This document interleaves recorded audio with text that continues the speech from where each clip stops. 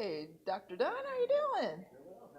Doing good. Everyone, this is Dr. Andrew Dunn. He is the new director of the School of Media and Communication.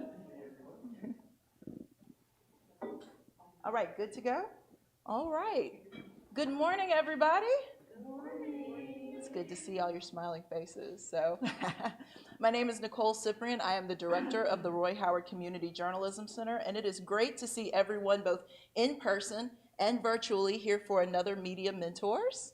So without further ado, let us introduce our media mentor for this month, shall we? Most important stories begin with a question. Sometimes that question comes from a journalist in a newsroom, and sometimes it comes from a curious citizen who attends a public meeting, reads the fine print, and thinks, wait, does that actually work? And how does it work? Today's media mentor, Joshua Hodge, understands the power of asking those questions and continuing to ask them until he finds the answers. Joshua is a Hattiesburg native or resident, Southern Miss graduate, and the creator of the YouTube channel Hattiesburg Civil Discourse, where he explores issues involving government transparency and public accountability. With a background in paralegal studies, a talent for research, and a deep curiosity about how government works, Joshua has taught himself how to file public records requests, follow Mississippi Ethics Commission proceedings, and use digital platforms to help keep his community informed. Basically, while some of us fall down the internet rabbit holes and end up watching videos for 2 hours, Joshua follows the rabbit hole all the way to public records and government accountability. Today, he'll lead a session titled Curiosity as a Public Service, How One Citizen Uses Transparency Tools to Hold the Power Accountable. He'll show us why accountability is not limited to professional newsrooms, and how curiosity, persistence, public information, and a willingness to ask questions can empower ordinary citizens to make a meaningful difference in their communities. Whether you're interested in journalism, law, government, content creation, or simply becoming a more informed and engaged citizen, there is something in today's conversation for you. So please join me in welcoming Joshua Hodge. Thank you. Thank you, Nicole. I think it was pretty forward-thinking and maybe adventurous of Nicole to invite me here today. I appreciate the invite, but I hope she doesn't live to regret it. Curiosity as a Public Service, that was Nicole's title, and I really like that. We'll start with telling you a little bit about myself and how I got involved and launched a YouTube channel. As she said, I'm a Hattiesburg resident. I kind of consider myself a Hattiesburg native, even though my family didn't really move here until I was 7 and didn't go to school within Hattiesburg. I went to a private school, well, within Hattiesburg, but not Hattiesburg Public Schools, and then graduated from Forest County Agricultural High School. And then came to Southern Miss, where I was originally a biology major and then switched to paralegal studies. Not the most normal shift there. I'm also a genealogist, so like research and public records is just always something that I'm into. Like I said, I've never taken a personality test, but I'm sure if I did an Enneagram test, I would definitely be a type 5 investigator. So we sort of stumbled into having a YouTube channel when I first started submitting public records requests. I was doing it with my personal email address, and I was thinking that maybe the domain that I was sending from was getting filtered out from some of the public servers and stuff, and not actually reaching the people that I was trying to submit the request to. So I started a new email address with Hattiesburg Civil Discourse as the address to focus on just on submitting public records. And then I ended up deciding that I wanted to share some public comments I made at Hattiesburg City Council, and sort of ended up starting a YouTube channel just so that I could share that video, not really intending to be a YouTuber. Right now the channel is called Hattiesburg Civil Discourse, but very shortly, probably this weekend or next week, it's going to be rebranded to 1081 Press. And the 1081, if you don't know what that is the Hattiesburg Police radio signal for suspicious person. and I'm a cop watcher. Sort of got started in that about 2 years ago, and sort of go through a few examples of how I got started on those last two things. So in September of 2023, I had stumbled across a channel called Audit the Audit, where he examines police interactions. And I'd binged a few of those, and that led me to some other stuff with First Amendment auditors, like where I was seeing some stuff in Connecticut and stuff. And I got to wondering, how is Mississippi doing? And so I searched First Amendment auditors, Mississippi. And the first video I came across was of a guy standing in front of Waveland City Hall holding a sign that said, "God bless the homeless vets." He's just standing there saying, "God bless the homeless vets" to people. And he had the police called on him. The police show up, demand his ID, tell him he's violating vagrancy laws. If he doesn't give his ID, he's going straight to jail, and force him to give his ID and tell him if he ever comes back, he's going to jail and he has to leave. Seems like pretty obvious violation of freedom of speech to me. How it's not so obvious to the police, I don't understand. So I had seen this video in September of 2023, and the incident had occurred in May of 2023, like the very end of May of 2023, and the video had been published like the 1st of June. So I thought, surely this guy is no longer a police officer, right? And one of the things that really resonated this particular thing with me is, I mean, he was aggressive and rude the whole time, but the line that really set me off was, "This isn't from Free Will State. This is how it is in Mississippi. If you don't like that, go back to Florida." Have any of y'all seen that video? No? You have? What did you think? I always think those videos, it's very interesting to see how much the cops actually know about the law and how, well, honestly, I should word it, how little they sometimes know Yes. about what the law actually states. Yes. By the way, we'll keep this very informal. Feel free to stop me with any questions, comments as we go along. So I got to looking into that, and the guy who runs that YouTube channel, his name's Jeff Gray. He lives in St. Augustine, Florida, and he was a truck driver. And he, I think over 10 years ago, he got involved with a group in Florida called Photography is Not a Crime, where he would go film public places, courthouses, things like that. And I think he's sort of his stuff has morphed over the years, but his main thing now is to hold his "God bless the homeless" sign. Mostly in front of city halls, but in other places too. When I was looking into this, in May of 2023, he had visited 4 cities along the Gulf Coast: Goshen, Gulfport, Ocean Springs, and Waveland. He had pretty good encounters in Gulfport and Goshen. And I believe he had good encounters because the police never got called. And Goshen, he was encountered by Mayor Vaughn, who offered him water, said, "Is there anything we can do for you?" And had pretty similar experience with, I think I forget his title, but something like the chief administrative officer in Gulfport. No police were ever called. In Ocean Springs and Waveland, very different stories. And I was looking at how one thing that caught my attention was that the media had actually covered this. Most of this stuff never gets picked up, but WLOX had actually ran a couple stories on this, contrasting the different experiences and talking some about the law. Well, while I was researching the Waveland incident, Jeff Gray came back to Mississippi. And in October, he went to the Mississippi Civil Rights Museum and stood out in front of it with his "God bless the homeless vet" sign. And of course, the police were called, and he was forced to leave the Civil Rights Museum. the hypocrisy of that just blows your mind. I've never been inside the Civil Rights Museum because I'm not going to go after this.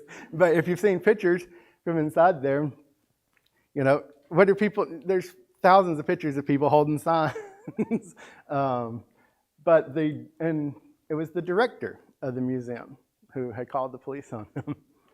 And on his way back through, he stopped in Hattiesburg. I was wondering if he was the one that stopped in Hattiesburg. Yes.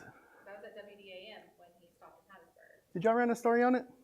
I can't remember what we did with it. I was on the digital desk, and I remember we had some discussions about what to do with it, but I can't remember what the ultimate decision was. Do you remember sort of what the discussion was about why you might or might not run a story on it?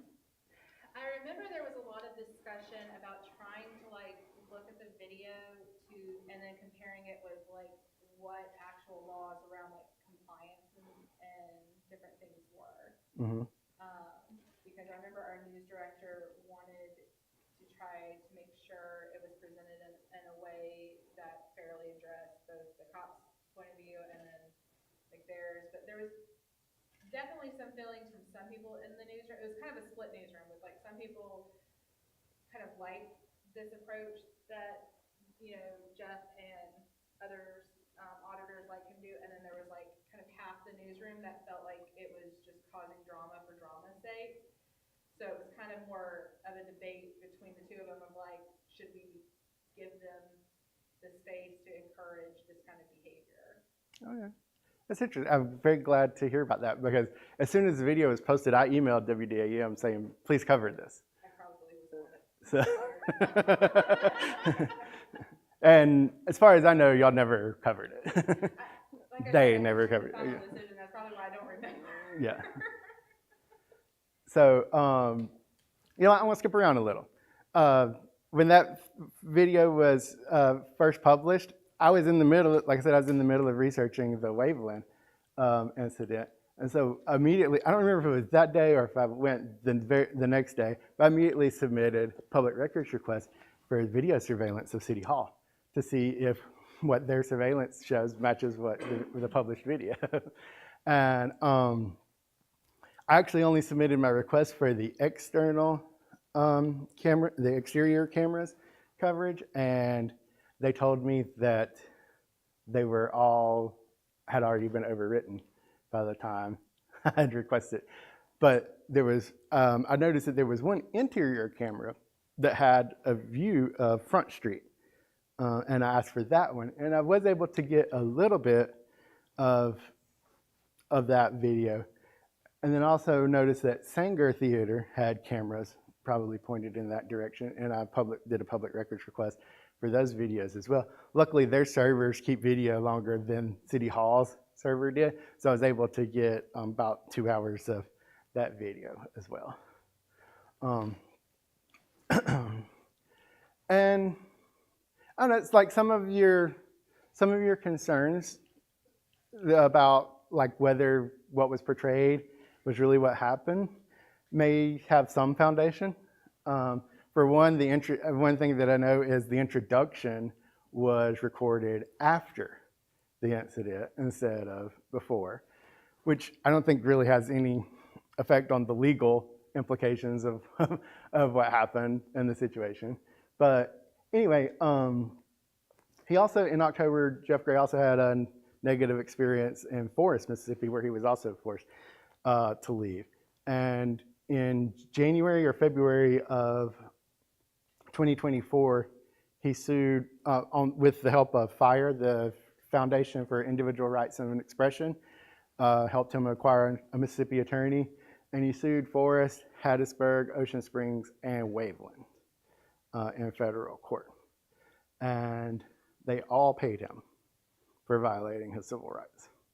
And I will point out that of those 4 cities, Hattiesburg is the only one that actually arrested him. Everybody else just threatened him with arrest. Now, they would say that they didn't arrest him, but they handcuffed him, put him in the back of a police car for about 30 minutes. I believe any court ruling on that would consider that an arrest. Anyway, I kind of lost where I was. But my very first public records request was related to the Waveland incident. So one thing that the police officer said in the video that was online was that the mayor of the town had called him.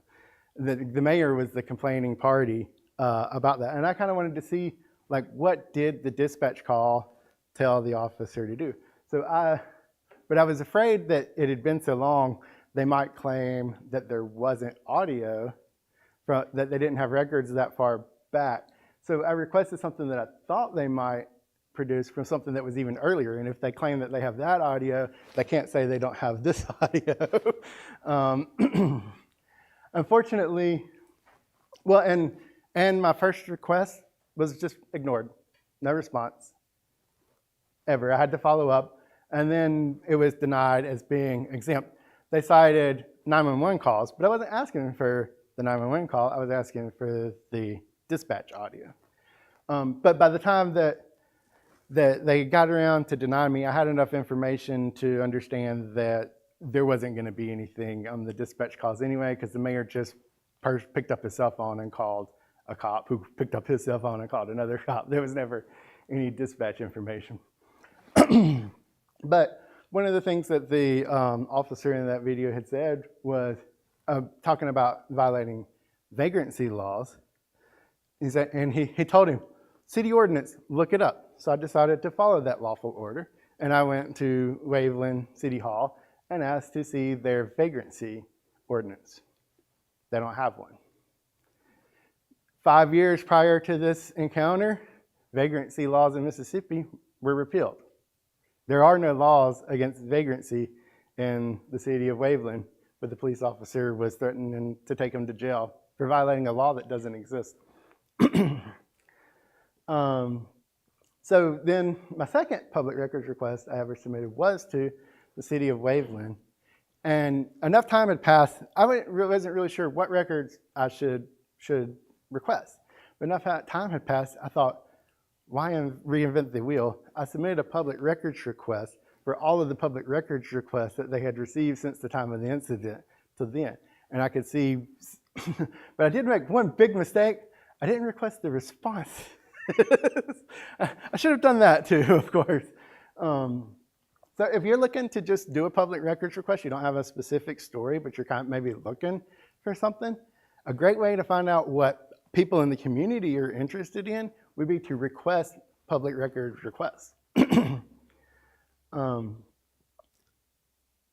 Yeah, and then, like I said, we already skipped ahead and talked about the surveillance videos in Hattiesburg. Man, I am dry. And I know one of your previous speakers mentioned doing, I think was it you, JC, that had asked about the cost of doing public records requests? And I think was it Patterson with the Yazoo? Thank you so much. Who said, you know, she recommended doing personal inspections was a great way to save on the cost. I don't know who asked the question, but I remember seeing that comment. And one of the things. So that's what, when I did the request to view the public records request, that is what I did. I did personal inspection and not to produce them. And then I just copied the ones that were of interest. But one thing of note that I noticed when going through these is there was notes on a couple of requests that had come in from anonymous requesters that said, do not have to answer anonymous requests per Attorney General Jim Hood. That didn't make any sense to me since Jim Hood hadn't been the Attorney General for like 4 years or something, but I thought maybe it was a reference to a previous Attorney General opinion or something. And I had to follow up on that because I had not requested the responses. The city clerk told me that there had been some requests that had gone to the city attorney that he had not provided to her yet. So I was following up with him. It was well past the time that they should sign the deadline for producing it. So I followed up with him on that, and he clarified that it was not the Attorney General, Jim Hood, it was the Executive Director of the Ethics Commission, Tom Hood, who advised them that they could not respond to a public records request. So I called the Public Ethics Commission for an explanation on that, because at this point I had only read the Public Records Act once, but I noticed that it says that records should be provided to any person. And like, if you can provide them to any person, why does somebody have to provide their name to get them? And we'll come back to that and just keep that in your mind. We'll come back to that. And then again with the cop watching, just real quick version of on January 4th of 2024, when I was headed home, it was just a little before 1 in the morning, I saw a police stop. And actually there were already 3 police cars behind the car that was pulled over, and there were 3 more cars coming flying in. So there was like 6 police cars piling in on this one traffic stop. And I thought, oh man, they must be found a murderer or something when I saw this. So I was northbound on Broadway Drive, Veterans Memorial Drive, there around Pine Grove. So, there are 4 lanes with a divided median and everything. They were on the southbound side, I was on the northbound side. So I pulled over to the northbound side, lots of distance between me and the police and everything, and got out and recorded. Immediately a cop came rushing over to me. Who are you? What are you doing? And stuff. But then when he found out I wasn't connected with the driver, he did go on. I recorded the traffic stop, thought everything was okay. The police leave. When I leave, a police had pulled over in the parking lot of Little Butcher, comes out behind me. I'm like, okay, here comes the retaliation for coming to the police stop. By the time I got to Lincoln Road, he hadn't actually initiated a traffic stop on me. So I'm like, what am I going to do? I'm not fixing to lead this cop to my house. Because I don't know if y'all remember, but shortly before that, the Goon Squad had pled guilty. And one of their MOs was following the people that they were abusing to their house and breaking into their house where they were torturing them. So I wasn't fixing to lead this police officer to my house. So I was northbound on Broadway Drive. I was like, well, I'll get on the exit to go northbound on 49 and see if he follows me. I go around the exit to get on 49. He follows me. Like, well, maybe he just happened to be headed in this direction. So because it's a clover leaf, you could immediately take the exit to go back southbound on Broadway Drive without having to do anything else. I headed back down southbound on Broadway Drive, and he followed me. So it's clear that he's following me in retaliation for filming the traffic stop. I went back to go southbound on 49. He followed me.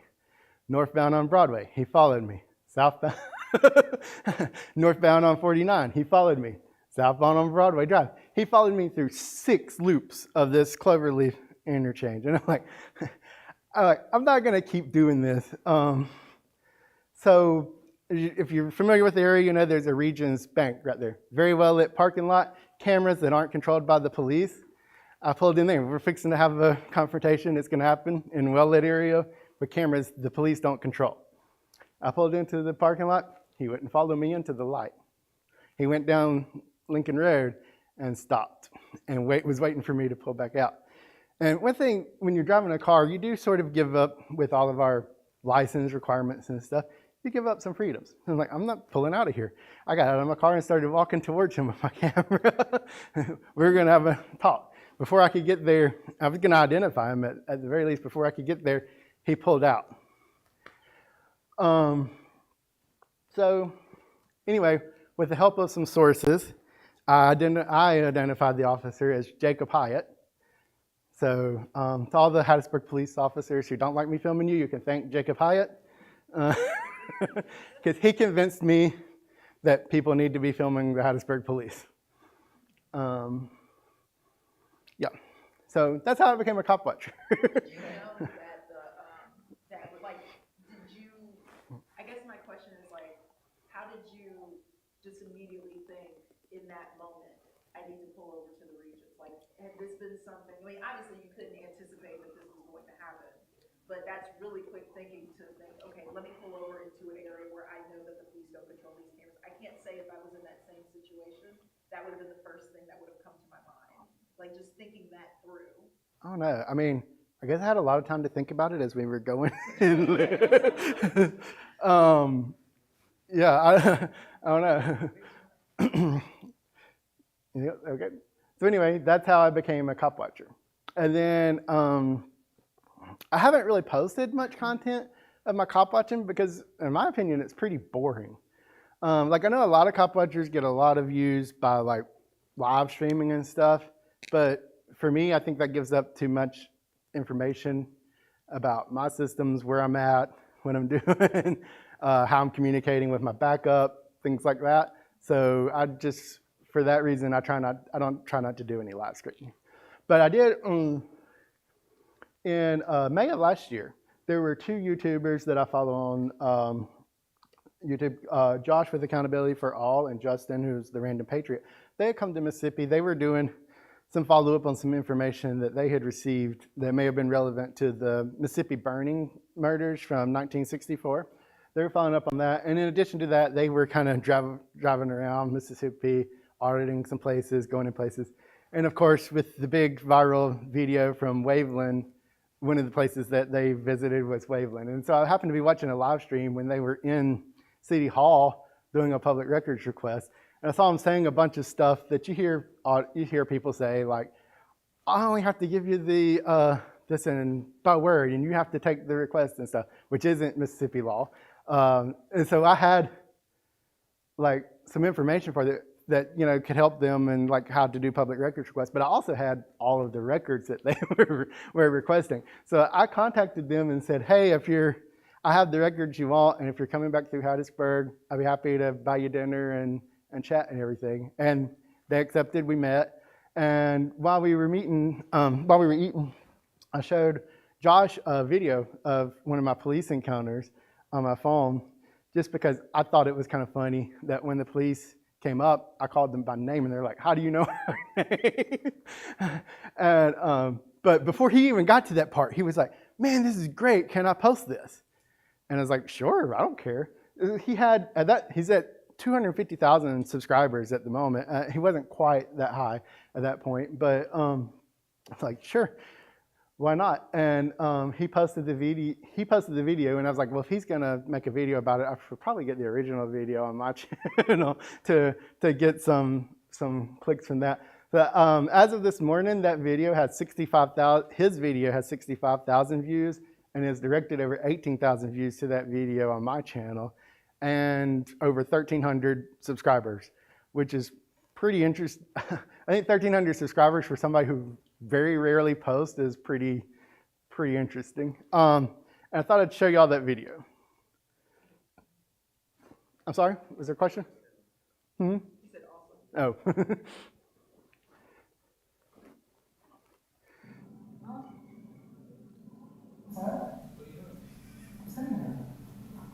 It's a weird spot to chill.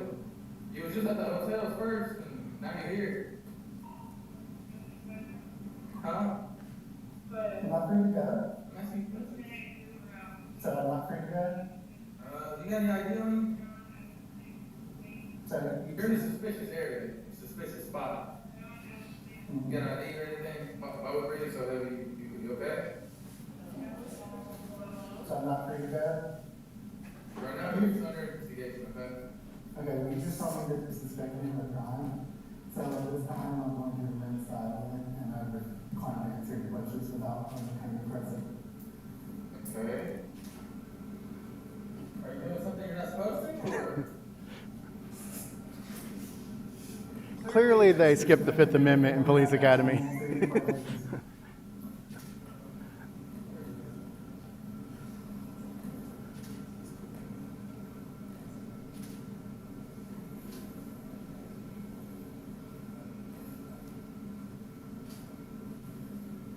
Are you not Officer Robinson?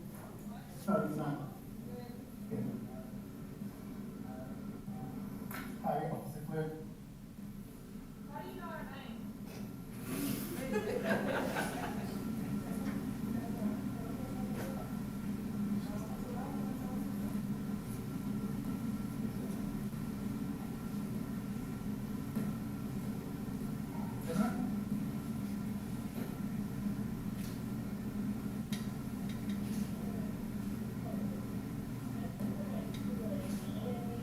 He said 10-9, which was asking the dispatch to repeat what they had said.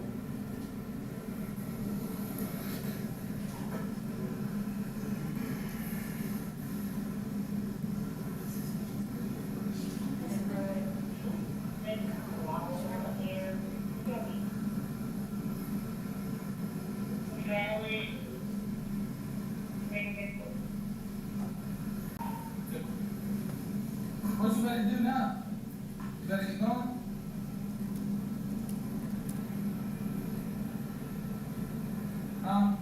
Is there something you don't understand about my Fifth Amendment right to unanswered questions? Okay, well, just wear your mask up. Let's go ahead and get going. Okay?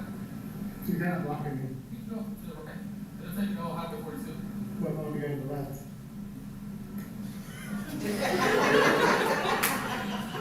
First one. I'll depart when y'all depart. Okay. Go. You do?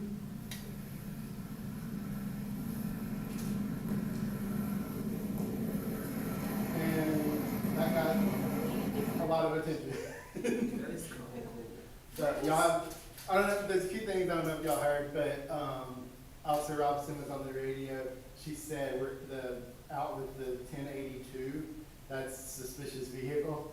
And then when the dispatch came back and told him that my registration was valid, it's a negative 84, means not a stolen car. Video that, because they said something about, oh, you had just been in a motel or something. So they had been following you or watching you? Actually, I'd been following them. Well, sort of. So I hadn't been out cop watching that night. I was actually just headed home from work, and I saw Officer Marquez harassing two homeless people over by a hotel. And so I pulled in there, and that's the hotel he's referencing. Apparently, I do a better job of staying hidden than I think I do, because they apparently didn't know who I was at that point. And I know that I have overtly filmed Officer Robinson before, and she didn't seem to know who I was. But and I know their name because I have sources. If I've taken a picture of a police officer, I almost certainly know their name. Well, I also love too the Hattiesburg police. They do specific community events for the community to know who the officers are to try to build that relationship. Yeah, that's true. Of them. So then people would know their names through those events. They probably don't expect most people to remember and stuff. But When someone knows their name. yeah, and he mentioned breathing hard. He wasn't lying. Like, I really had a physical reaction knowing that, I was on this dark road with these three people coming up, because Robinson and Fluke, another reason that I knew them is they were on my radar for making unlawful arrests. But anyway, that's how the hotel was. I pulled up, and like I said, I normally stay back. I try not to be seen filming them unless I think being seen may help the person that they're interacting with. And obviously, I felt that could help those people. And I wasn't even out cop watching, so I just pulled up in there and parked right where he could see that I was watching them. I didn't even get out my camera and record. I just there where I was watching them. And then he had left there and went north on Highway 49 and turned into Lake's Convention Center. And I knew there was an outlet out the back that comes down Lakeshore Drive. So I figured he was going to do that. So I U-turned and came up to 31st Avenue and came down to Lakeshore Drive. And as I came over the hill, I came up behind Officer Robinson and Fluke. So I just kind of stayed back and waited for them to get ahead of me. And they pulled into a private drive where I couldn't follow them. And so that's why I had come down Lakeshore Drive and backed into the spot so that when they came out, I could follow. But I should have, normally I try to stay on the move, and I should have done that night, because like if you stay on the move, they don't necessarily realize that you're keeping an eye on them. Had I just kept going up and down, probably would have been better. But anyway, I guess I wouldn't have had the video either. So. Any other questions about that? All right, moving on. Did you say you just had an interest in cop watching, or like how did you get into it? Basically, the officer who followed me that night convinced me that it needs to be done. Yeah. And so we're going to talk about real quick Mississippi. I don't know, how are we doing on time? We're good. It's 11:36. You're good. Okay. I'm not good, but we'll pick it up. So we're going to talk about Mississippi, the Public Records Act, and the Mississippi Open Meetings Act. You can't. I will say, like, every state has its own equivalent of the federal Freedom of Information Act for you. I'm sure y'all are all familiar with that.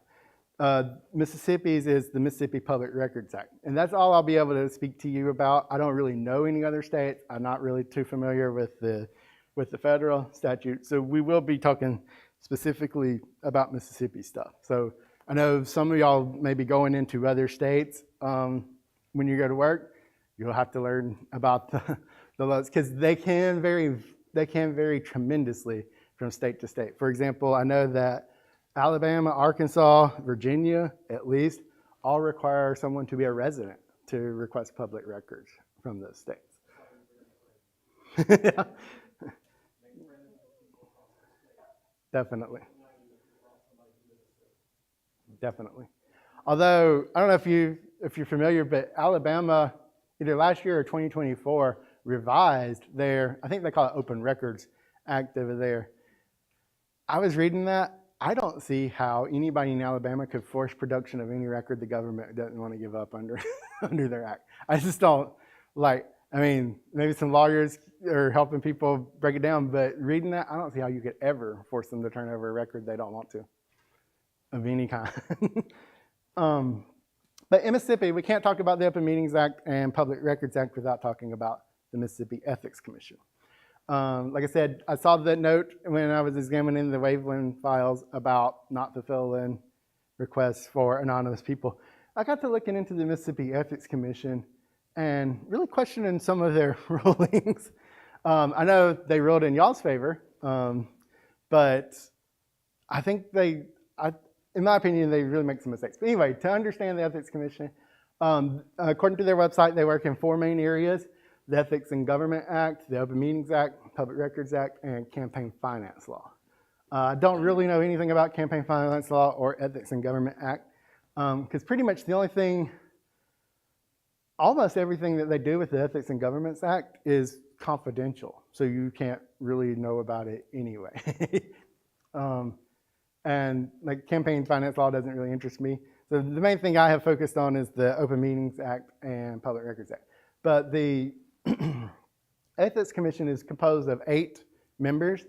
2 are appointed by the governor, 2 by the lieutenant governor, 2 by the speaker, and 2 by the Chief Justice of the Mississippi Supreme Court.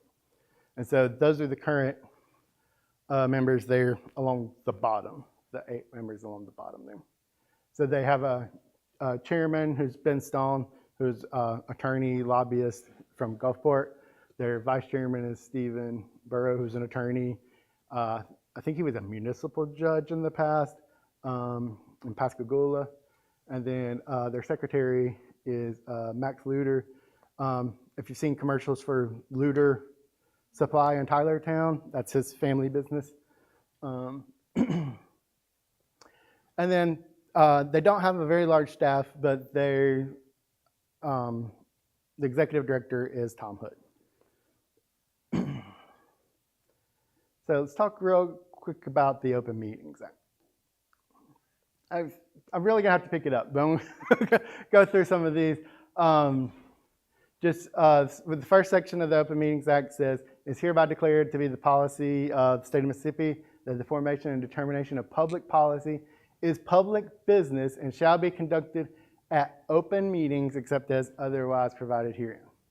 And then all official meetings of any public body provided in this chapter are declared to be public meetings and shall be open to the public at all times unless declared in executive session as provided in the other section.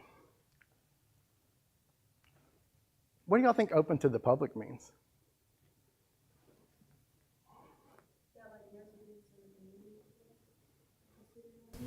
Okay, that sounds pretty good to me.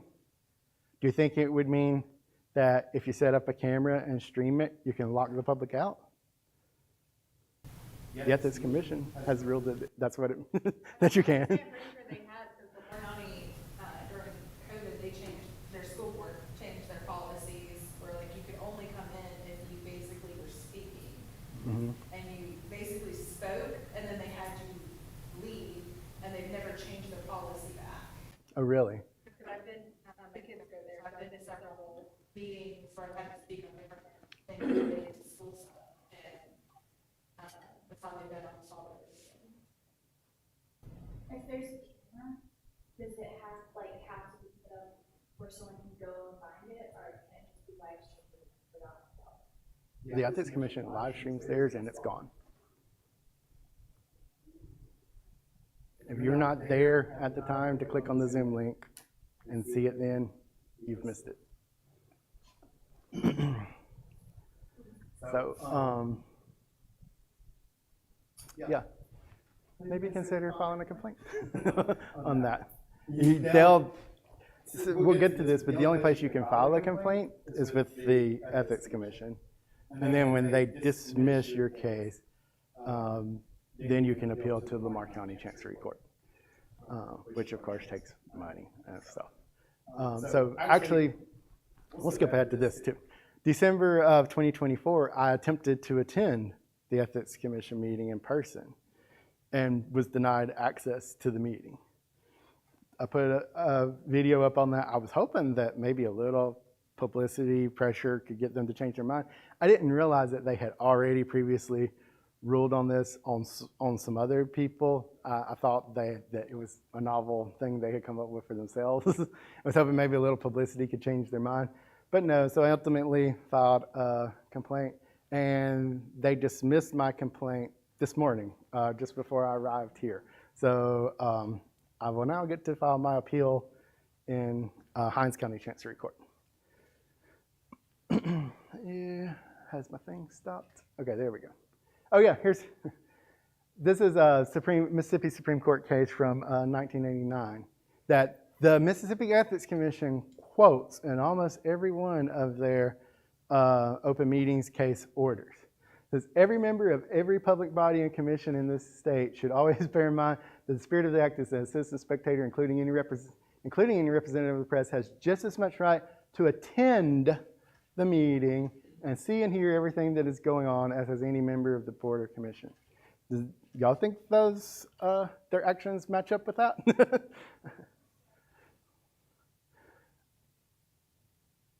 And I think they're counting on the teleconference because this was passed since that court case that public bodies can conduct meetings by teleconference. But it's very clear that it says like the equipment should be in the public location where the public can be. Like it's okay. If you read this section, I think it says it's okay for members to be elsewhere. It's not okay for them to force the public to be elsewhere.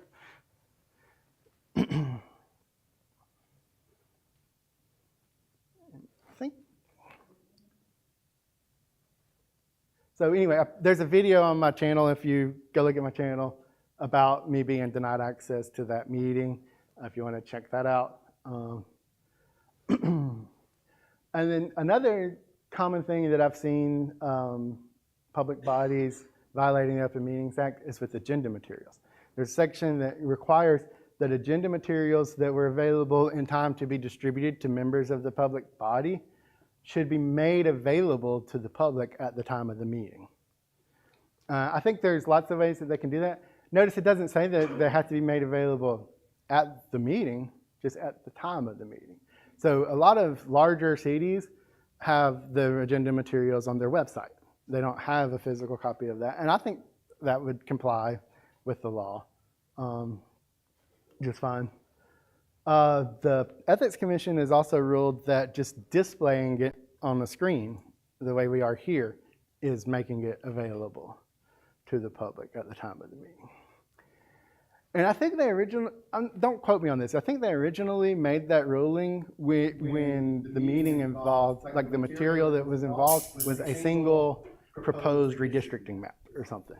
I could see how maybe in that case, when it's a single thing, but when it's 100 pages of agenda materials, I don't really see how flashing them through a projection would be considered making them available at the time. And that's what the Ethics Commission does, although they don't really show all of the agenda materials. But I think they get around not violating the law because they have a paper copy in a room where the meeting isn't happening. So, I mean, there's nothing that says it has to be at the meeting, just at the time of the meeting. Executive sessions. That's another big one that they get complaints about is public bodies having executive sessions for reasons that aren't authorized. I am not going to go through all of the reasons that are authorized because there are like 14 of them, and we're definitely running out of time. But if you want to see the different reasons of that, check that out. Another thing is like sort of the procedure of calling an executive session. It's really weird in that the statute was written not anticipating that everybody's going to always have an executive session that's planned. But if you've watched any public meetings, that's the way it happens now. But the act is written as if somebody, like a member of the board, realizes we may be about to talk about something that maybe should be best discussed in executive session. The way they're supposed to do it is call for a closed determination of whether an executive session is needed. And like I don't think they even need a second for that. Just if anybody says we need to decide if we need an executive session, then they clear the room, discuss why they think there should be an executive session, and then if they vote to go into executive session, then announce the reason to the public. That's what the act calls for. In reality, all the public bodies already plan to go into executive session and just sort of have it on their on their agenda, and so they get into some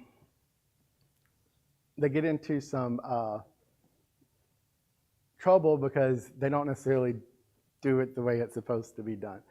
I really got to pick up. Notice, I just want to point out that there is a section that requires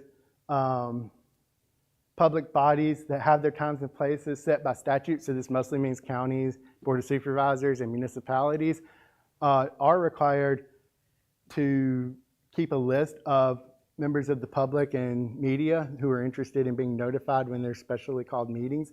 So if you have a set location that you're covering, you might want to consider being added to their list. And I really got to pick it up. And just know that minutes are supposed to be available for inspection, and they're supposed to be drafted at least 30 days, within 30 days after the meeting, and they don't necessarily have to be approved. As soon as they're drafted, they are a public record that you could request. So now we're getting, I think this is what y'all are most interested in is the Public Records Act. So we're going to go through it real quick. Again, please feel free to stop me with any of this. Just real quick, the title is says that it's the Mississippi Public Records Act of 1983. So anytime I'm sending a Public Records Act, try to reference that in the request, big and bold, so it's clear that this is a public records request. It says it's the policy of the state that public records shall be available for inspection by any person. I think we talked about that. We're going to come back to that a little more, unless otherwise provided by this chapter. Furthermore, providing access to public records is a duty of each public body, and automation of public records must not erode the right of access to those records, and make sure electronic record keeping doesn't interfere with that.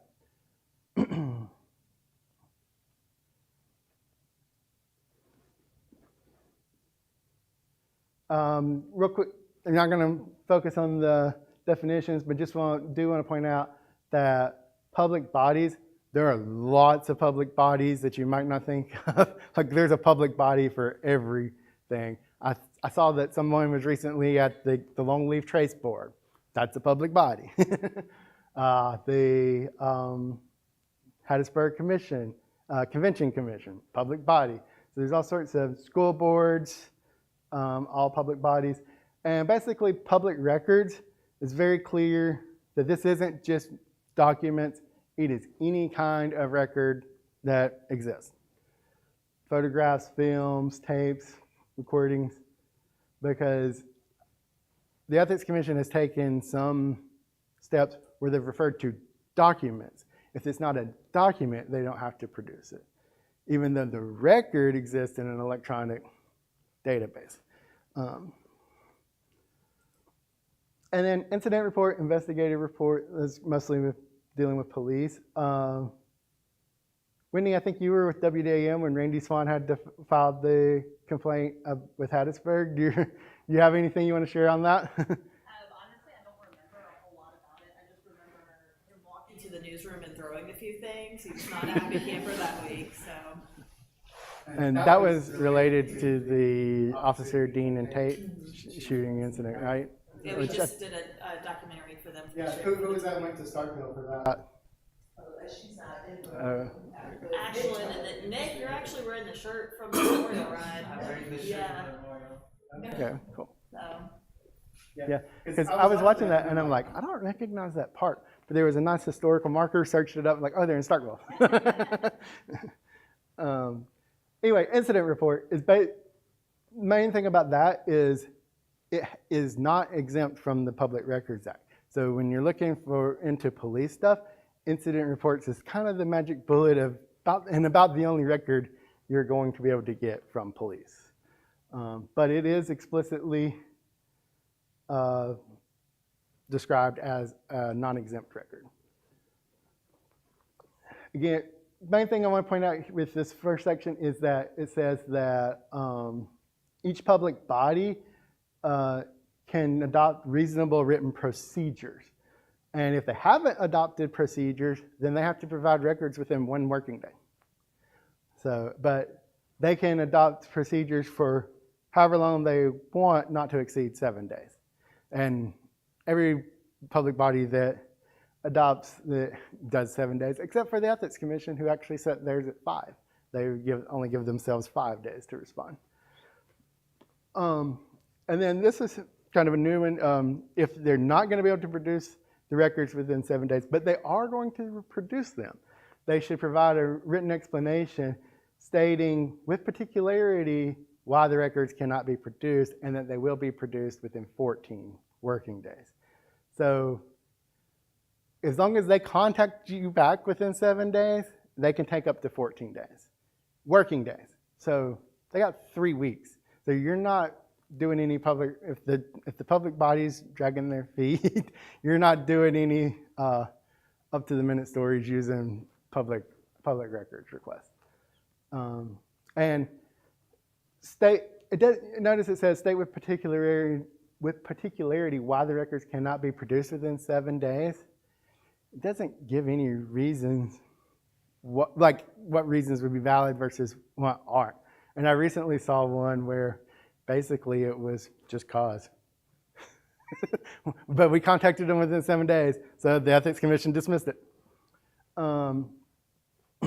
And they are allowed, if a record includes some exempted information but some non-exempted information, then they're required to redact the exempted information and produce the non-exempted information, charging a fee for the redaction. And usually they use an attorney to do the redaction. So it sounds, like I said, I heard some thoughts about cost and on a previous one.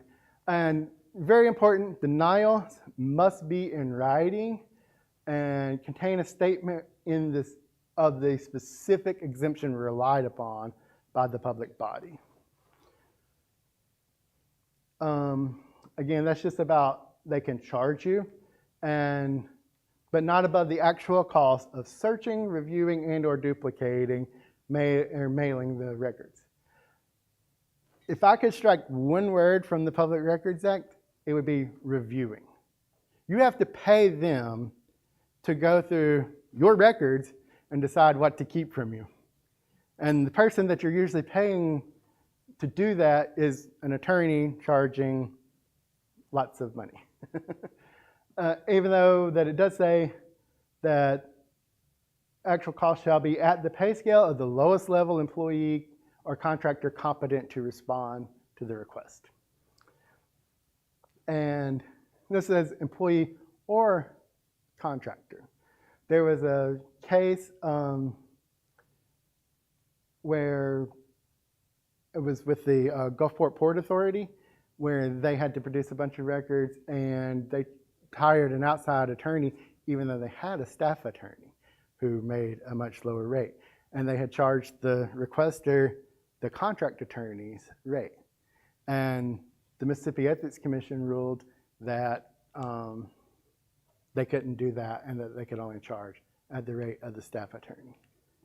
And after that, I saw that and I requested some case files from the Mississippi Ethics Commission, and they quoted me the contracted attorney's rate over. They totally violated their own rule. So in this situation, they come up with a figure and they quote the figure to you. Is it allowable to ask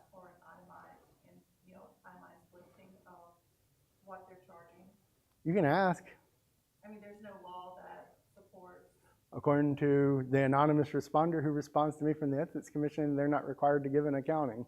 They do not have to give an accounting. No. Usually, I will say, usually you will get one if you ask for one, though. Depending on how much they don't like you. And Ethics Commission really don't like me.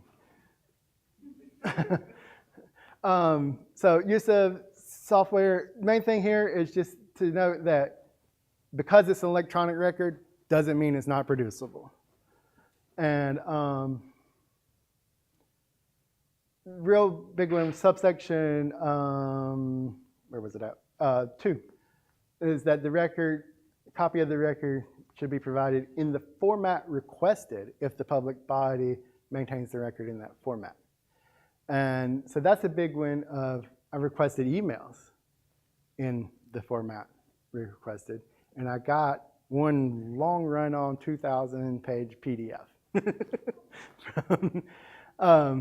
I didn't appeal that because after going through the 2,000 pages, I'm like, there's nothing there that I'm really interested in. So I moved on. But very important that they are supposed to return it over in the format you requested. So if you're requesting emails for a story, really hold up on that. And if you want some language on how to do that, when I ran into that issue, I reached out to a guy in Georgia who runs the YouTube channel called Shields of Shame. His name's Billy Bloom. He is a public records beast. He is always getting public records. So I reached out to him and was like, what do you do about this? And he gave me specific language to use in my request. So if y'all would like that, I'd be happy to get you that specific language. Again, this is just saying that the Public Records Act can't conflict with any other laws. So it can't conflict with constitutional law, state, federal statutory law, or decision of a court. But notice that Attorney General's opinion does not create an exemption. And the things about investigative reports, I guess the main thing is you're not getting them. But unlike a lot of exemptions where the public body, if a record is exempt, the public body is not allowed to release it, they are allowed to release any investigative report that they choose. They're not going to, but they are allowed to. So a lot of the primary ways you're going to see public bodies violate the Public Records Act is they'll just, if it's inconvenient for you, they'll just ignore you. So when you file a Public Records Act, be prepared to file a complaint. And we're going to go through the complaint process real quick. I've seen lots of partial responses. Like one that I was really interested in, I'm not going to have time to get into it, but one that I was interested in that Waveland public records file was the guy had asked for like 9 different sets of records. They responded to one set and said, we'll have to get back with you on the rest, and never did. And I did my best to encourage him to file a complaint, but he didn't. So what I did was I filed a request for any responses to him. And they ignored me because they knew they didn't have any responses to give him. So I filed a complaint, and they eventually had to admit to the Ethics Commission, okay, these don't exist because we never responded. Again, they'll claim non-existent exemptions. I have incident reports with, like the Act says, the incident report has to include the name of anyone charged or arrested, the charges that they were in. I've requested incident reports from Hattiesburg. The charges are redacted. The name of the person is redacted. I will be filing a complaint on that very shortly. And overcharging for records, I think is probably the biggest one. The complaint process. So real important to understand, in some states, like the Attorney General's office or someone is appointed to investigate public records complaint. When you make a public records complaint to the Ethics Commission, they are not investigating. They are only going to go off of what you provide them. So I have seen somebody file a complaint. They had submitted a request and they never got back or whatever, and the person didn't include a copy of their request. They dismissed it saying that they had provided no proof that they had submitted a request. So anything, if you have to do a complaint with the Ethics Commission, lay out everything in the complaint and attach all of your receipts. So there are two, with the Public Records Act, you do have two options of where you can file your complaint. One is with the Ethics Commission and one is with the Chancery Court of the county where that public body is. Of course, with the Ethics Commission, it's free. You can do it yourself pretty easily, but it's very heavily weighted in the favor of the public bodies. Like and it takes forever. I think y'all finally, with your Henshaw Road, y'all finally got them maybe about 340 days after you submitted the request or something. We didn't actually hear back from them until December with what the final ruling came in January, but the initial one came in December. And that's earlier than I've seen. So the only outcome you're going to get from the Ethics Commission is they're going to send a piece of paper to the public body saying, that was wrong, don't do that again, and give them the records 1 year later after you were supposed to. With Chancery Court, of course, it takes money to file. If you're working for an organization, you can't do it yourself because you're not an attorney to represent the organization, so your organization is going to have to go through the expense of hiring an attorney. You can do it yourself if the records are for yourself, but again, there's all sorts of procedural traps and stuff. I'm going to end up doing it, but I don't want to. But with chancellors, you are more likely, in my opinion, you're more likely to get a fair ruling and probably move through their courts a little quicker than you're going to move through the Ethics Commission. With open meetings complaints, Chancery Court is not an option for your initial complaint. You can only file it in the Ethics Commission and then appeal to Chancery Court. The process, only being a little facetious here, but submit your complaint and then forget about it. But no, honestly, I submitted a complaint, I believe September of 2024. They still have not acted on against them. So when I appeal the open meetings dismissal, we'll be doing that. But no, for real. Again, like I said, provide all your proof with the complaint, because if you don't provide it, they're not going to ask you for it. They'll go ask the public body for if they have questions or whatever. They'll go ask them. They're not going to come ask you.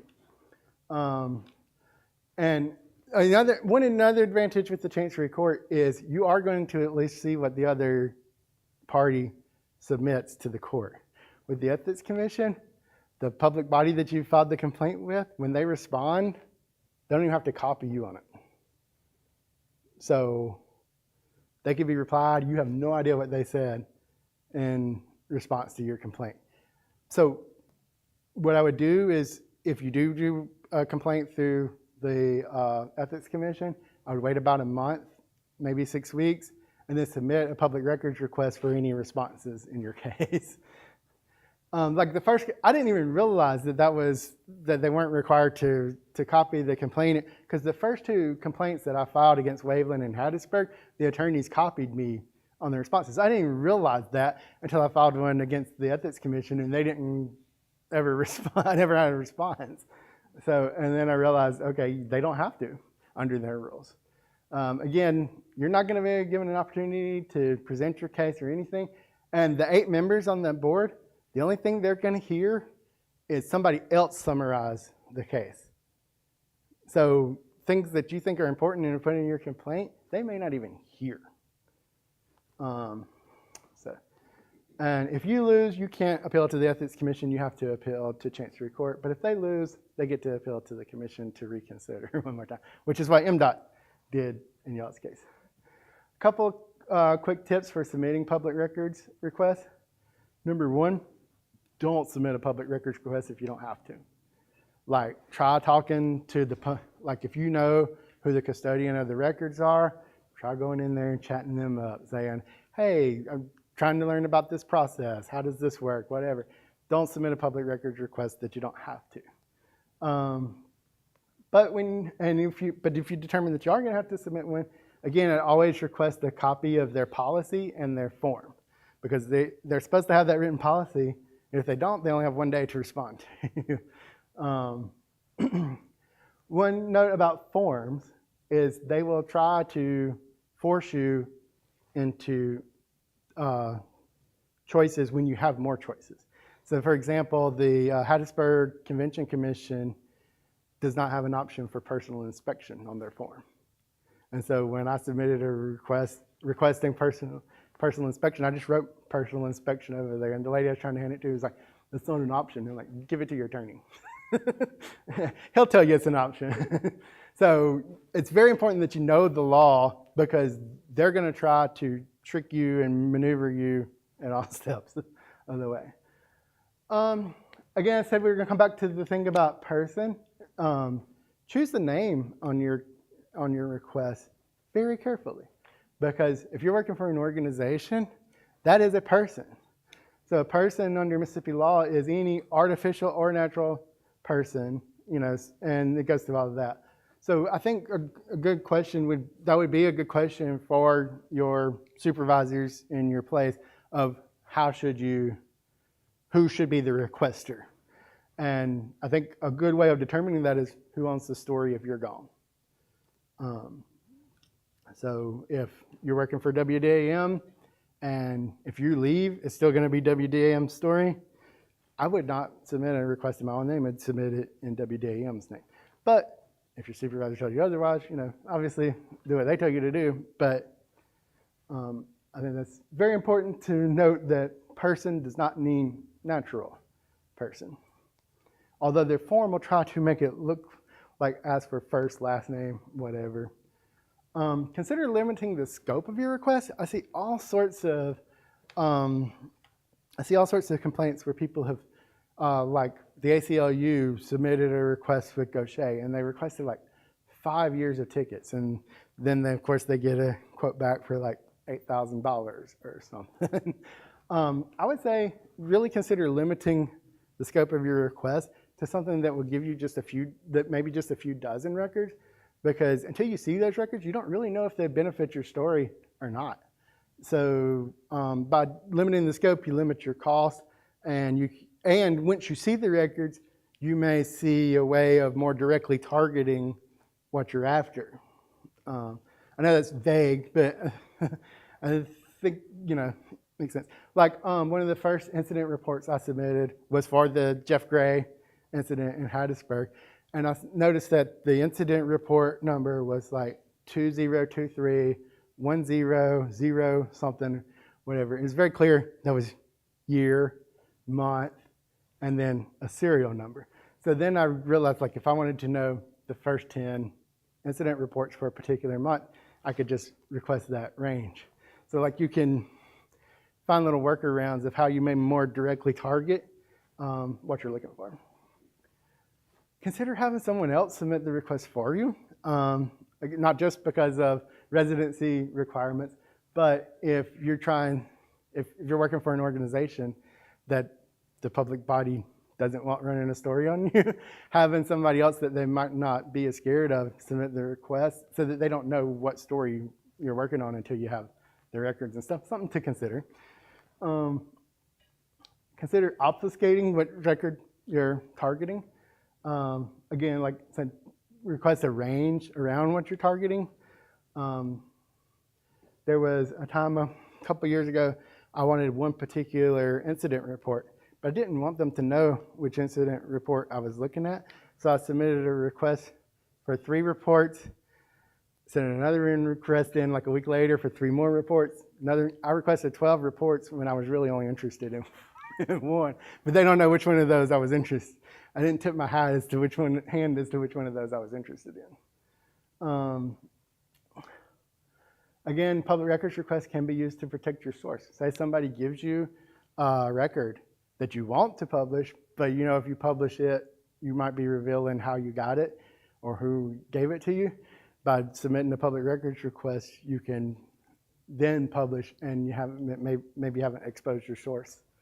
And then I'd say analyze the source, not just the records. I mentioned earlier that I'm in genealogy, and there's a real important concept in that where you don't just look at the record, you look at the whole source. So like, say a cemetery, for example, is the source. A tombstone is just, each tombstone is a record within that source. A marriage license book, each marriage license is a record, but the whole book is a source. You want to consider looking at a range of stuff, because what might not stand out to you in one particular record, when you compare it across records, you say, oh, there's an anomaly that draw your attention to it. As an example, one day there was a man spoke at Hattiesburg City Council, said he was being targeted and retaliated against by the city. And after he spoke and the police officer was walking out of the meeting, I noticed his body camera was activated. And I'm like, I haven't noticed his body camera being activated before.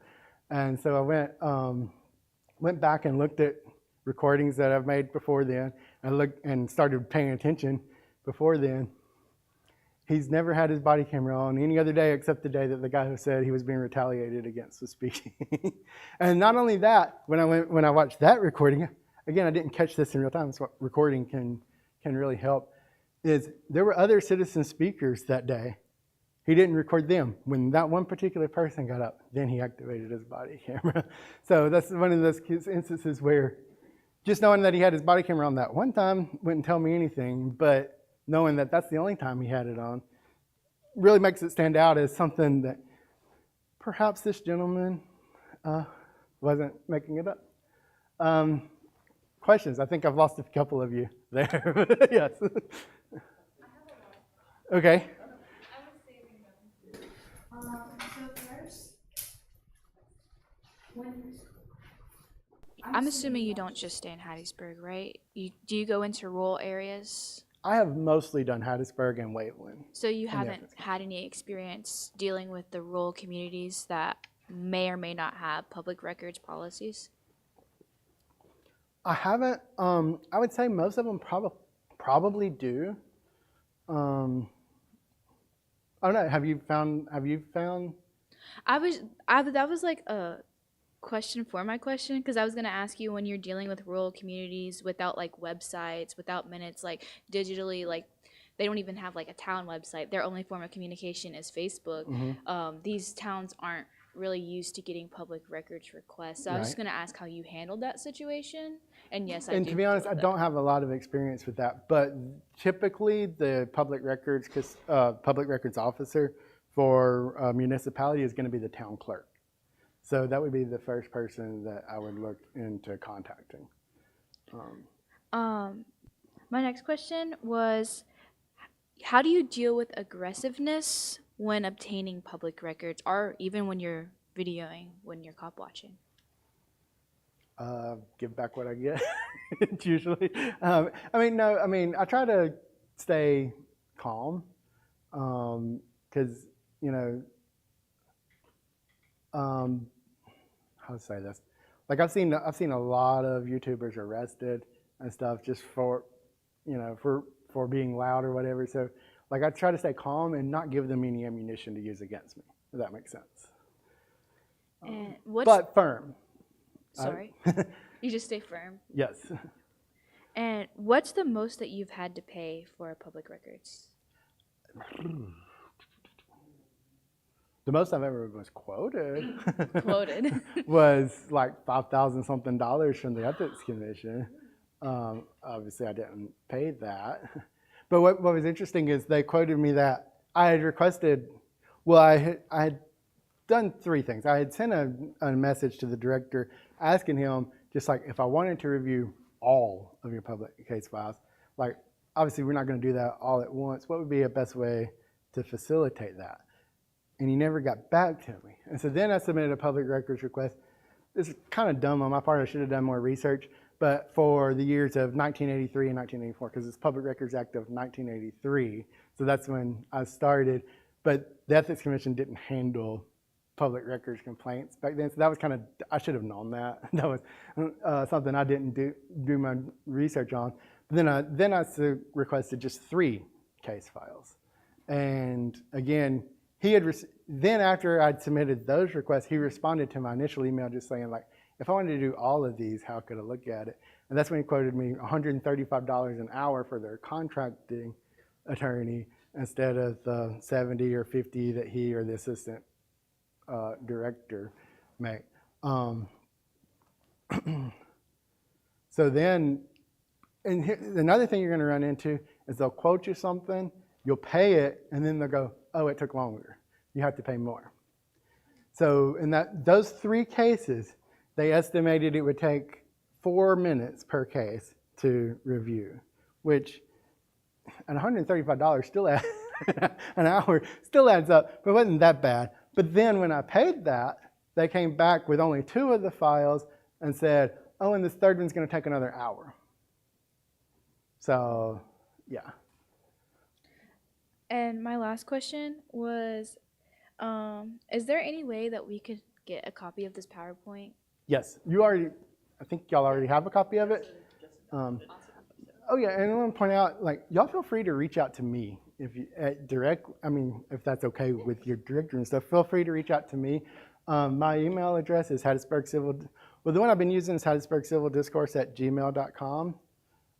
But going to be transferring over to 1081press@proton.me soon.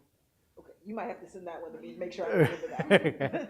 And if you want to text or call me, probably best to text first before calling me because I want to answer if I don't know who you are. But if my phone number, oh wait, we're still live, aren't we? Give my phone number after we're not live. Any other questions? It's more of like a out of curiosity question. Huh? Did you ever give your identification to that officer? The officer in the video? Oh, no. Okay, so how did they not know that if it was stolen or not, if they didn't know who you were? It hadn't been reported stolen. Okay, so that's why when they did the background or It's whatever. actually my employer's vehicle. It wasn't mine. Oh, okay, awesome. Yeah. That's all I wanted to ask. So they left not knowing who I specifically was at that time. I'm sure they know now. Well, that actually, I have a question about that. Like, obviously, when you have interactions with law enforcement like that, like they're also kind of making their memory of like who you are and things like that. So since then, have you had any incidents where they've been like, okay, we know who you are? Not that I recall, no. Okay. I mean, they clearly do, and they just won't. I think some of them do and just don't acknowledge it and stuff, you know. But yeah. Any other questions?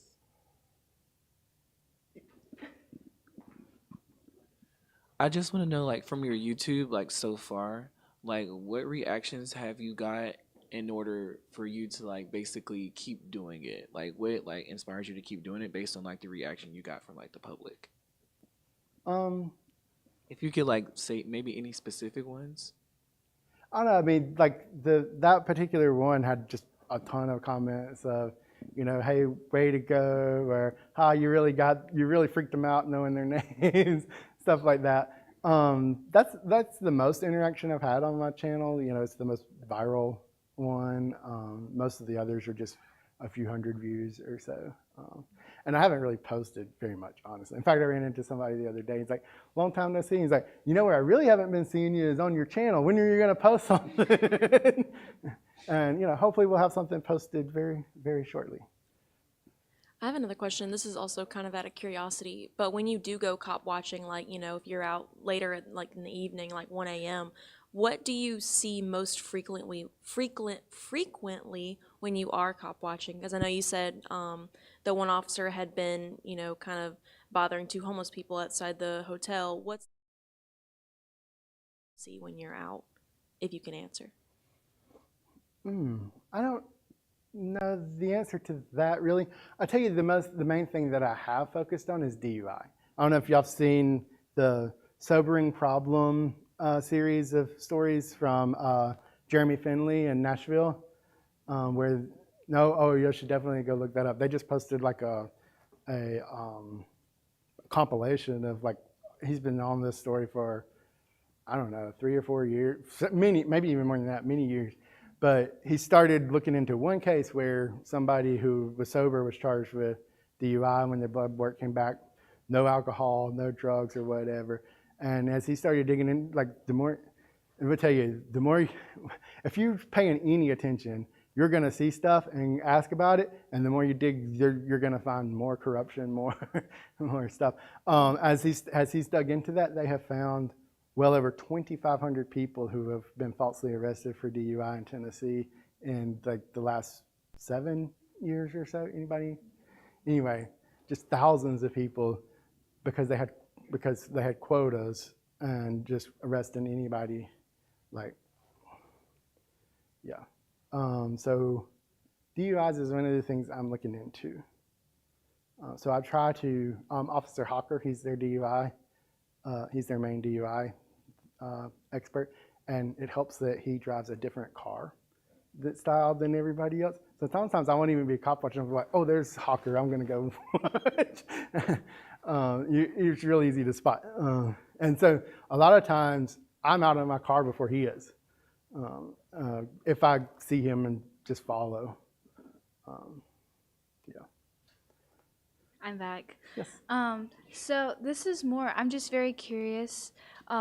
You're not attached to an entity like a media organization, right? No. You're just independent. It's a hobby, really. So you have a do you have a full-time job? Yes. And it's not in this field? No. Property So management. how do you manage your time when you're working full-time and doing this hobby takes time, waiting months for public records, and you have to have a passion, so I'm assuming you're doing it because you're passionate. Yes. But how do you manage that? It's not easy. And I will say sometimes I just have to take a break from it. Like, you just kind of get wore out. Like, and I'm not just doing it, I'm kind of watching what other people are doing too. And there sometimes I will just get off of YouTube for 2 or 3 weeks at a time. And then when I come back, catch up on what's been going around. So sometimes, and breaks are good too. Yeah. Anyone else? Going once? Going twice? All hearts and minds? Joshua, thank you so much for joining us today.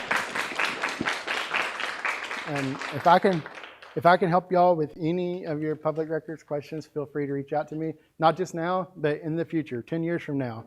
You have a question, call me. And as soon as our live streams are ended, I'll give you my number.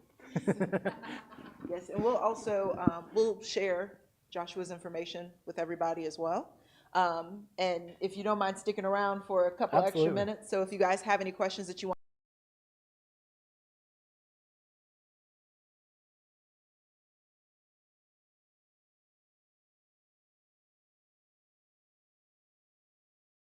So we will see you then, and thank you everybody for coming.